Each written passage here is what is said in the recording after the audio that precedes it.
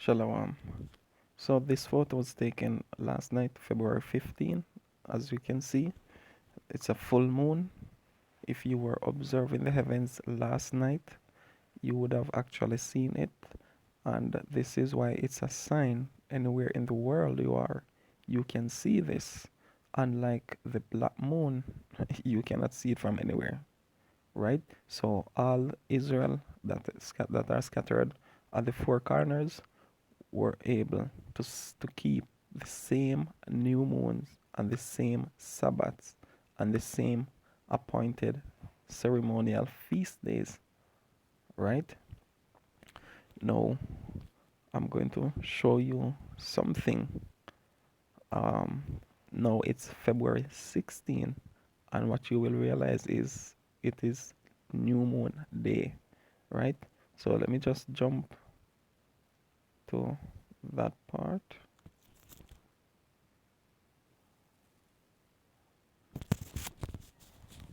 Here you can see on the calendar, last night was February 15, but here, the 16th, it is considered as the day of the new moon because even the Jesuit astronomers, they know that it is when the sun comes, the dawn comes, it is considered a new day, right? Why they didn't call last night the day of the new moon, the full moon then, since it was full from last night?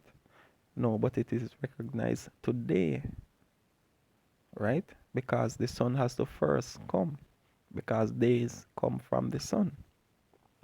So this is why it needs both sun and moon to work together. There's no such thing as a lunar calendar. There's no such thing as a solar calendar. Sun cannot tell you the months. All right? Sun cannot tell you the week. The moon declares the week because it gives a sign for the seventh day, and the seventh day is the end of the week. So that's why it's distinctive with the moon. All right? So we need both of them. So I'm just gonna show you outside right now what it looks like. Shalom. So what you can see here now is the dawning of a new day. The stars are disappearing. A different light is taking over the heavens, right? This is no longer the light of the moon and the stars, right? So this light is coming from the sun. The sun is not yet above the horizon. This is why it looks like this. So first is the sign and then the object that the sign represents. All right? So you see the light of the sun first, and then you will see the sun, right? Now what happens if you were to go to sea, you would be actually seeing the light of the sun on the clouds above, way, way high up, right?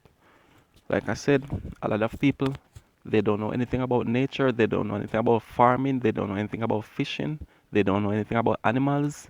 So how will they understand the turning of the elements? Hmm?